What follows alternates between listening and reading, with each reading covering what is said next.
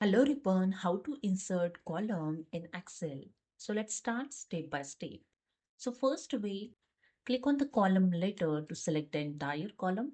Then right click on the mouse and click on the insert option. And you can see the column is added. And the second way, select the any cell in column and right click on the mouse and click on the insert, and here the small dialog box is showing. Select the entire column and click on OK. And the third way, select the cell, use the shortcut key Shift Control plus sign, and here this, again same dialog box is open. Then select the entire column and click on OK. And the fourth way, select the any cell in the column and go to the Home tab.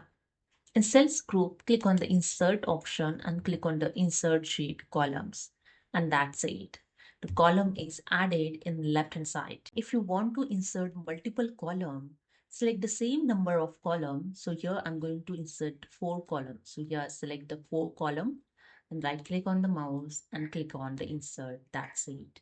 You can see the left hand side 4 column is added. Hope you understood. If you like this, subscribe the channel. Thank you.